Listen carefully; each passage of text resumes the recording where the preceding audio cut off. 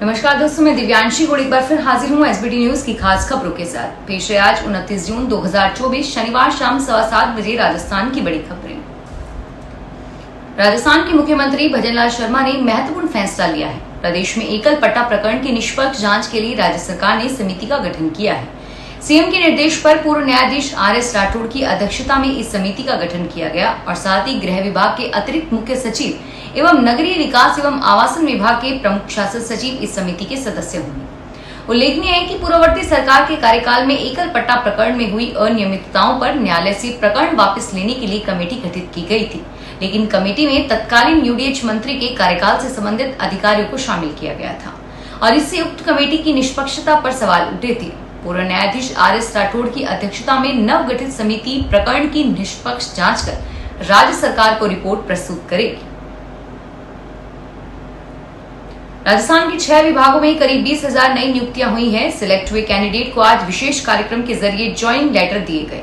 मुख्यमंत्री भजनलाल शर्मा ने टैगोर ऑडिटोरियम में हो रहे कार्यक्रम में 7,000 युवाओं को नियुक्ति पत्र दिए। इस मौके पर उन्होंने कहा कि मैंने भी टीचर बनने की बहुत कोशिश की थी, फार्म भरकर पढ़ने जाता था और आपको नियुक्ति पत्र मिलते ही परिवार के मन में कैसा भाव होगा हम जानते हैं। इससे पहले कैबिनेट मंत्री राज्यवर्धन राठौड़ ने कहा कि राजस्थान सरकार हर युवाओं को नौकरी देगी और वहीं मुख्य सचिव सुधांशु पंत ने कहा कि कुछ समय पहले तक राजस्थान में सवाल उठ रहे थे। सीएम के एंटी चीटिंग टास्क फोर्स बनाने के बाद युवाओं का विश्वास फिर से कायम हुआ है। दिल्ली और जबलपुर के बाद अब गुजरात के राजकोट में भी एयरपोर्ट की छत गिरने का मामला सामने आया है। फिलहाल घटना में किसी के आहत होने की सूचना नहीं है। गनीमत रही कि राजकोट अंतर्राष्ट्रीय एयरपोर्ट पर दिल्ली एयरपोर्ट जैसी घटना होते होते बच गई। बता दें कि जुलाई 2023 में भी राजकोट एयरपोर्ट के नए टर्मिनल भवन का लोकार्पण पीएम मोदी ने किया था। 1,400 करोड़ से ज्यादा की लागत से इस एयरपोर्ट का विस्तार भी हुआ था। राजस्थान सरकार जुलाई माह से राष्ट्रीय खाद्य सुरक्षा योजना के कुछ चयनित परिवारों को घर बैठे राशन उपलब्ध करवाएगी। सरकार ने अपने पहले बजट में इसे लेकर घोषणा की थी और इसकी पालना में ये शुरुआत की जा रही है। योजना के तहत इन परिवारों को भी घर बैठे राशन उपलब्ध करवाया जाएगा जिनके परिवारों में 18 से कम और 60 साल से अधिक आयु के सीनियर सिटीजन योग्य हैं। खाद्य विभाग के उपायुक्त ने जुलाई से वितरित होने वाले राशन को चिन्हित परिवारों को वितरित किए जाने के निर्देश दिए हैं। देश में जीएसटी लागू होने के 7 साल पूरे होने पर 1 जुलाई को जीएसटी डे मनाया जाएगा। केंद्र वस्तु एवं सेवाकर राजस्थान मुख्यालय के मुख्य आयुक्त महेंद्र रंगा ने बताया कि जीएसटी के 7 साल पूरे होने पर जयपुर जीएसटी की ओर से 2 कार्यक्रम जिसमें सुबह सम्मान समारोह और शाम को सांस्कृतिक कार्यक्रम बिरला ऑडिटोरियम में आयोजित किया गया। जीएसटी डे पर सीजीएसटी मुख्यालय भवन में जीएसटी अधिकारियों द्वारा उसकी जानकारी दी जाएगी और साथ ही में ट्रेड इंडस्ट्री के बीच विषय पर चर्चा की जाएगी। जीएसटी डे पर जीएसटी के अधिकारियों और टॉप टैक्स पेयर्स को सम्मानित किया जाएगा। इस दौरान कार्यक्रम में अतिथि के रूप में प्रदेश के उप मुख्यमंत्री प्रेमचंद बैरवा और विशिष्ट अतिथि एसीबी के डीजी रवि प्रकाश मेहरड़ा शामिल होंगे। राजस्थान के मुख्यमंत्री भजनलाल शर्मा के नेतृत्व में राज्य सरकार प्रदेश में गुणवत्तापूर्ण शिक्षा को बढ़ावा देने के लिए प्रतिबद्ध है। राजस्थान के संचालित स्वामी विवेकानंद मॉडल विद्यालय में अब प्राइमरी स्तर की कक्षाओं का संचालन होगा। सूबे में 134 मॉडल स्कूल हैं और सीएम शर्मा ने स्वामी विवेकानंद राजकीय मॉडल विद्यालयों में प्राइमरी स्तर की कक्षाओं के लिए 10 करोड़ रुपए के वित्तीय प्रावधान को स्वीकृति प्रदान की है और साथ ही अध्यापन कार्य के लिए तृतीय श्रेणी अध्यापक के 3 पद प्रति विद्यालय के प्रस्ताव को भी मंजूरी दी है। इन पदों पर शिक्षा विभाग में कार्यरत अध्यापकों की साक्षात्कार के माध्यम से प्रतिनियुक्ति की जाएगी।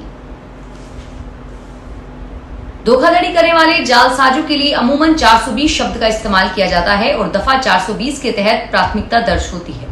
अब 1 जुलाई से लागू होने वाले भारतीय न्याय सुरक्षा कानून में दफा 420 की जगह 318 का इस्तेमाल किया जाएगा। नए कानून में 302 की जगह 103 लगाई जाएगी और 1 जुलाई से 150 साल से भी ज्यादा पुरानी दंड संहिता की समाप्त हो जाएगी। इसके साथ ही अब भारतीय न्याय संहिता 2023 लागू हो जाएगी। भारतीय नागरिक सुरक्षा संहिता 2023 बीएसएनएल लागू होगी। पर्यटन में शाही शादियों के लिए विश्व में खास पहचान बना चुका उदयपुर का मौसम खुशनुमा होते ही समाज कंटकों ने अवैध कमाई के लिए जिस्म फरोशी को धंधा बना लिया है। इस कुकृत्य का सुराग लगने पर पुलिस बाज की तरह टूट पड़ी और शुक्रवार को एक ही दिन में 4 अड्डों पर दबिश देकर 15 लड़कियों को रेस्क्यू किया गया और 5 दलालों को गिरफ्तार। पुलिस अधीक्षक ने बताया कि एडिशनल एसपी उमेश ओझा और गजेंद्र सिंह राव ने शहर पुलिस के प्रतापनगर थाना क्षेत्रों में 4 ठिकानों पर छापे मारे। प्रतापनगर एसएचओ भरत योगी और भवानी सिंह राजावत की स्पेशल फोर्स ने देवेंद्र सिंह देवल को इस कार्रवाई का जिम्मा सौंपा था।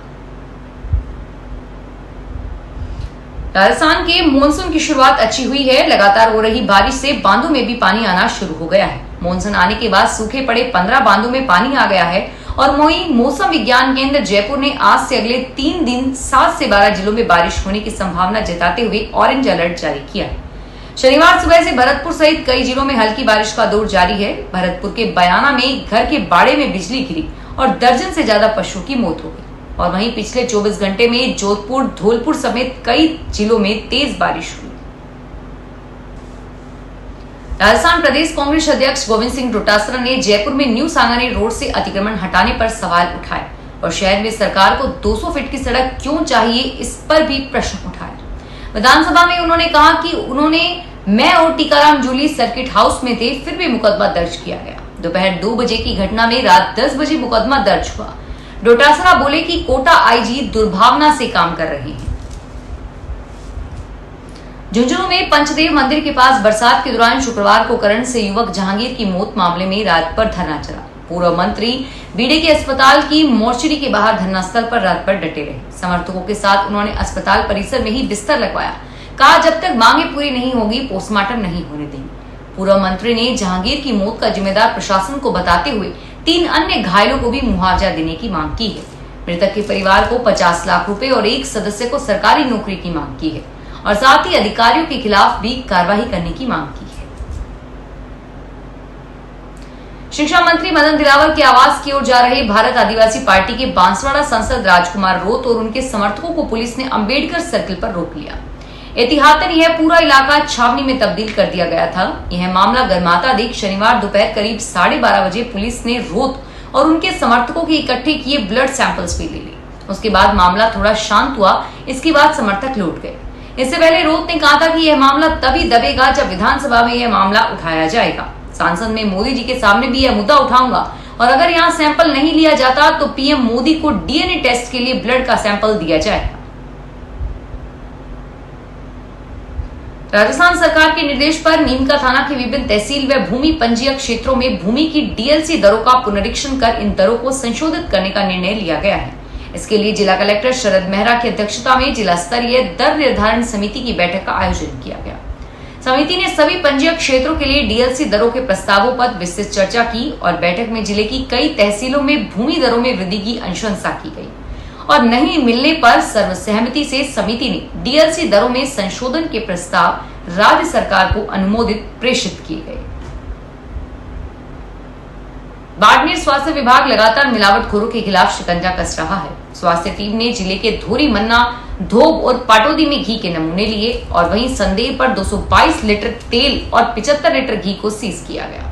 रिपोर्ट आने के बाद आगे की कार्रवाई की जाएगी। चिकित्सा व स्वास्थ्य विभाग के अधिकारी सिक्योरिटी डॉक्टर संजीव कुमार मित्तल के मुताबिक शुद्ध आहार मिलावट के वार अभियान के तहत मिलावटखोरों के खिलाफ कार्रवाई की जा रही है। इसमें खाद्य पदार्थों के सैंपल लेने के साथ सीज की कार्रवाई भी की जा रही है। राजस्थान में सबसे ज्यादा लहसुन की पैदावार हाड़ौती कोटा संभाग में है और पिछले 2 साल से अच्छे भाव मिलने के कारण लहसुन उत्पादक किसान खुश हैं। यही कारण है कि कृषि विभाग इस साल रबी के सीजन में लहसुन के रकबे में करीब 37,000 हेक्टेयर क्षेत्र की वृद्धि उम्मीद कर रहा है। इस बार लहसुन का औसत भाव 12,000 से 25,000 रुपए क्विंटल के बीच चल रहा है।